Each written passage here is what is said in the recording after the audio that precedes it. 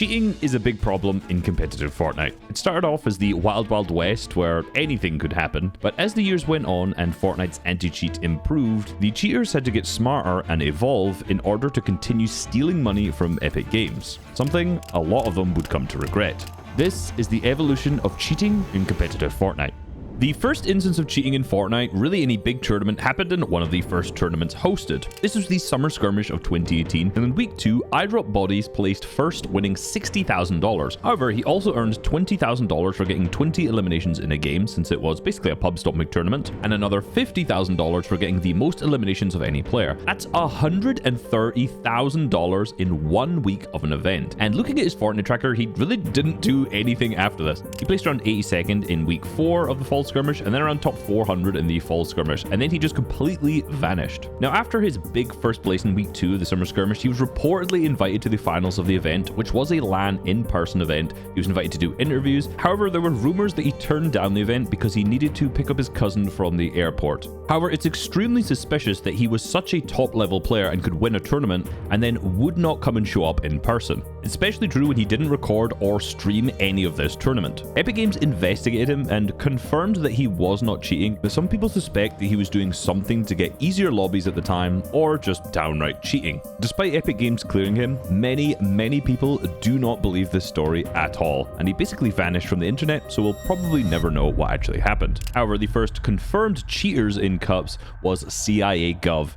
His entire motive for cheating wasn't to earn money like a lot of the later cheaters we'd see, but instead to get recognition from streamers' live chat and get reactions. He would stream snipe pros playing the Explorer pop-up cups and just troll them. He'd fly around with a quad crasher and juggle the players into the sky. He truly had unlimited power as he could edit the island, and even if he was eliminated, which he did actually die to Vivid in one game, he could just respawn. He could basically do whatever he wanted. He had entire god mode cheats. Clearly in 2018, Fortnite's anti-cheat needed a little bit of work, and he stated he was able to actually do this for seasons without getting banned. However, I'm not sure how true this is because he didn't do really anything in the World Cup qualifiers, and you'd think this would be the perfect tournament to troll. Eventually, after he did get hardware banned, he was able to bypass this at the time and continued to cheat on new accounts. As of this video by Ranger interviewing him in May of 2024, he is still active in the cheating scene, developing new ways to bypass the anti-cheat. But one of the most notorious cases of cheating did come from the World Cup qualifiers, and that was Ziff. During week 3 of the solo qualifiers, Ziff was in a high point lobby and he was contested off spawn by 2 players, Bad and Woogie and Guesty. These 2 players had the worst drops of all time and put up no fight and instantly died. This was very suspicious and was tweeted out by High Sky, which went viral, and after an investigation, Epic Games concluded that these 2 players were feeding elimination points to Ziff to help him qualify to the World Cup. This is obviously against the rules, so he was banned for 2 weeks, not very long, and Ziff had actually qualified to the World Cup finals, so he lost his qualification spot in solos. But what's funny is that Ziff is legitimately a good player. After getting unbanned, all of that teamwork from solos paid off, as he and Ronaldo was able to place 3rd in duos and actually qualify to the finals. Unsurprisingly, people were kind of annoyed about this. Let's go, Ziff. Good stuff, Epic Games. I love a good redemption story. Remember, kids, if you break the law or cheat, just wait 2 weeks and you'll get $50,000. For reference, the prize pool at World Cup, even if you just qualified, it was still $50,000 or last. A cheater qualifying for a $30 million tournament is a kick in the junk to the integrity of the Fortnite competitive community. Love or hate the game, this should be unanimously agreed upon. Every time they were shown on screen, they were booed by the entire crowd, and anytime they died,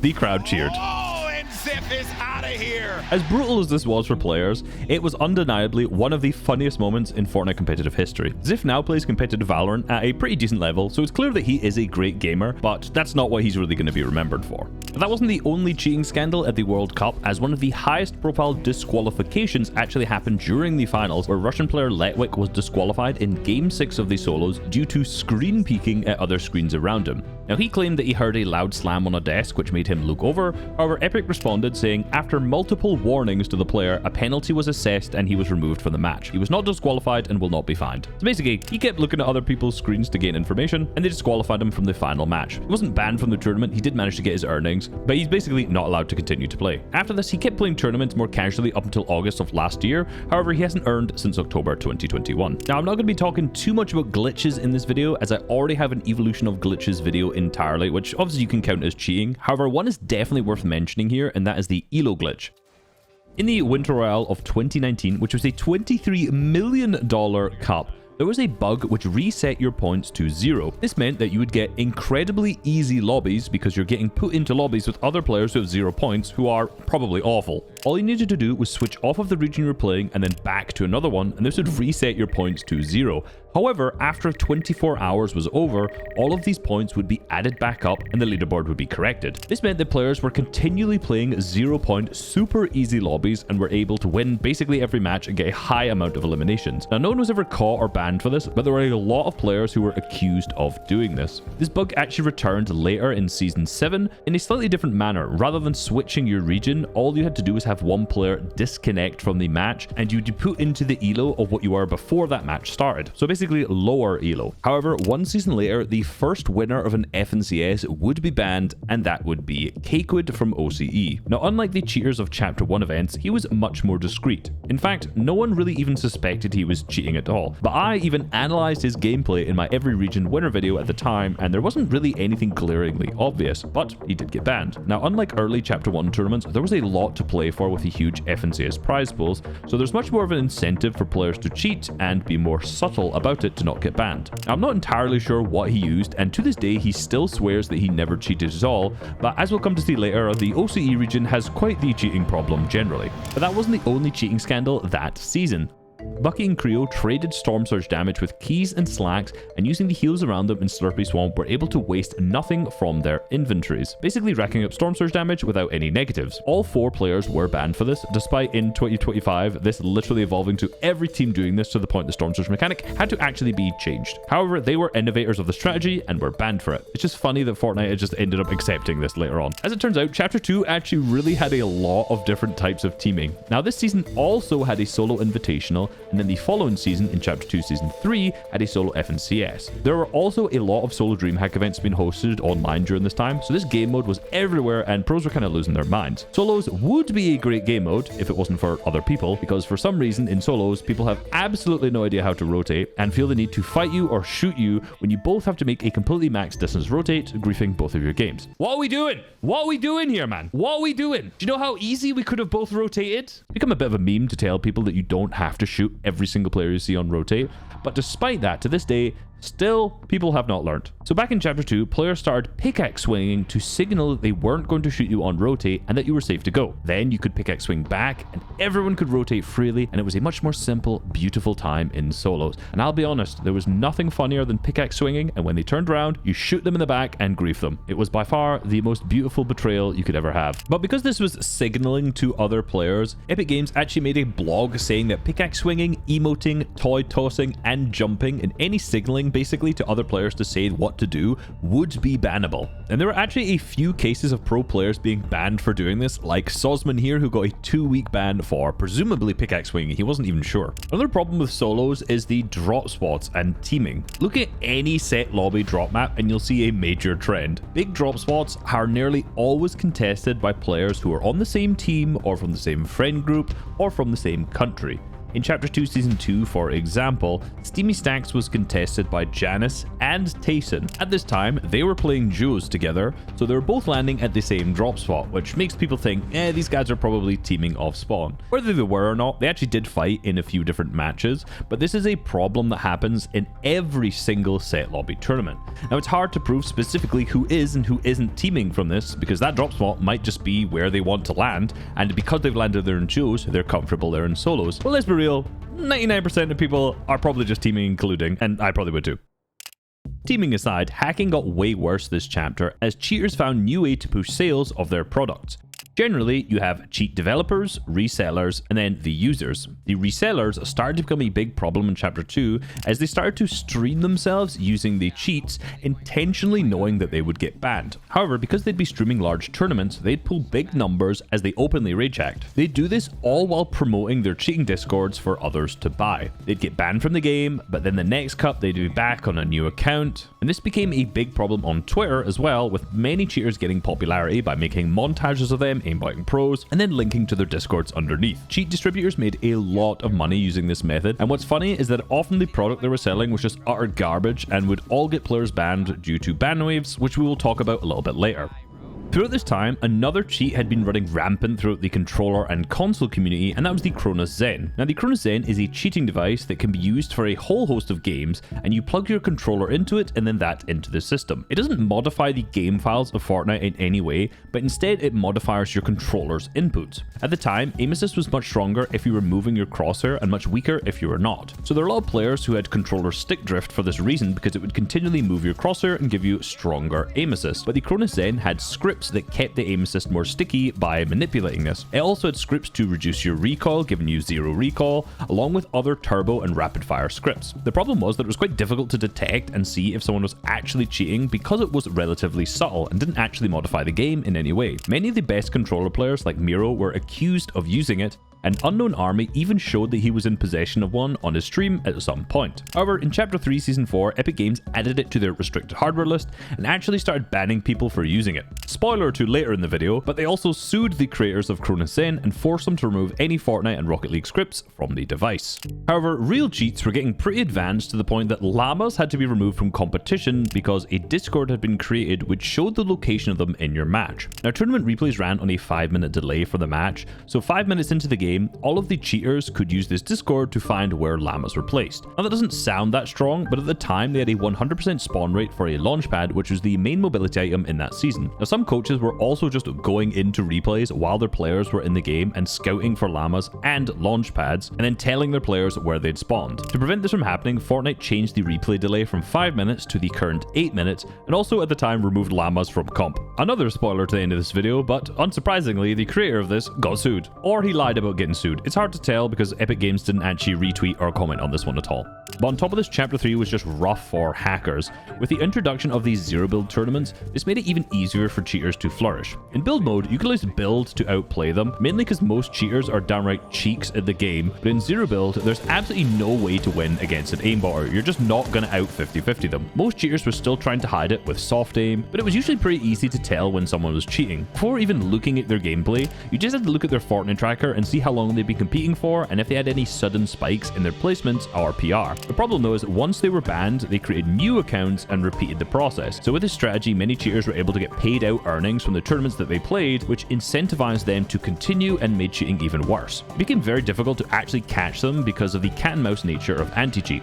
Cheaters are almost one step ahead because they develop cheats specifically to get around the anti-cheat, and then once that method is caught, they are banned, and then the anti-cheat is updated, but then they create new cheats to get around this, and the cycle repeats. But things continue to get even worse going into Chapter 4 with the introduction of Victory Cash Cups. Since all it took to earn was qualifying to the finals and then getting one Victory Royale, players could qualify to the finals without using cheats because there was a lot of players who would qualify to this, and then all they needed to do was cheat in one game and try not get caught. Now, the easiest way to track them was still looking at their Fortnite tracker and seeing if this was a fresh account that had just earned, well, they're probably going to be a cheater, or if they were really horrible and had just somehow managed to get a lot of earnings in a short space of time, again, probably a cheater. So these accounts were pretty easy to spot, but a lot of cheaters were able to get earnings in tournaments, again, further incentivizing people to cheat even more. So to make their accounts less believable, rather than starting new accounts or buying old accounts from just random people, the accounts that became really interesting were ex-pro players who had quit.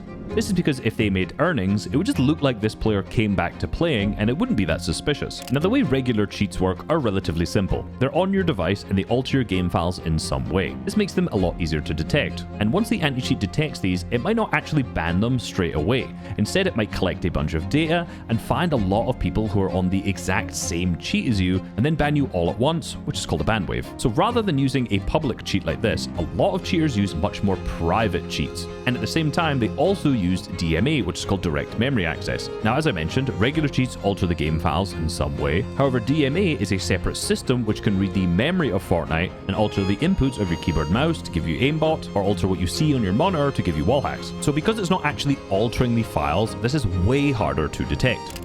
Now, all this may sound familiar because I've covered this in a video already titled Exposing Hackers at the Fortnite Global Championships, where notorious OCE cheater Forbes used the account of retired pro Repulse God whilst using a private cheat on DMA to win FNCS and then qualify to the FNCS Global Championship. Now, looking at the gameplay, it was even harder to detect because Forbes himself was a very good player before he ended up quitting and cheating, but because he qualified, the real Repulse God had to come out of retirement and show up to the event in person, and he barely played the game at all for the last few years. Every single person knew that he didn't qualify, and he was even telling the other players about it. Now, people at Epic Games absolutely knew that he was cheating, but from the outside, it seems like they didn't have enough information to confirm that he was cheating until he turned up at the event. And then, once he was there, he was banned. And surprise, surprise, later got sued.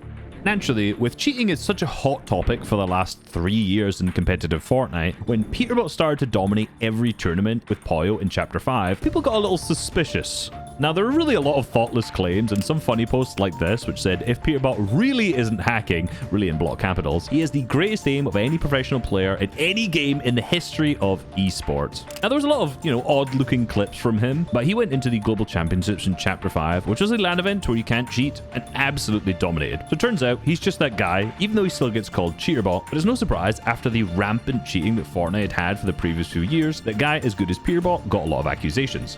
Now, cheating was still a big problem through Chapter 5, but it was Chapter 6 when Epic Games locked in. With the release of this chapter, they posted a tournament integrity blog post, and they changed a lot. They removed victory cash cups, zero build cups, and even most normal cash cups were replaced with the divisional cup system. Now, only players in the highest division can earn, giving cheaters way more rounds to qualify through and way more chances to get caught. You can't just legitimately qualify to Division 1 without being an actual good player, which in itself got rid of a lot of cheaters. Players also now needed to play 14 tournaments in the last 180 days to enter a prized tournament, and if you were a legitimate player who played with a cheater, you'd also be banned for 28 days, which would ban you from FNCS in that season. They also stated they'd be ramping up legal action, and boy did they. Now, even as early as 2018, Epic Games has been suing cheat developers, and they covered all of this in a second blog post a few months later. If you follow them on Twitter, you've probably seen a lot of their tweets where they tweet out the fact that they've won cases, but one of the cases was Repulse God, who we talked about earlier. As part of this, he was forced to publicly apologize, which is insanely funny, by the way, and the fact that this video has over 375,000 views makes this even better. He was forced to return all of the earnings, and Epic Games donated this to the Child's Play charity.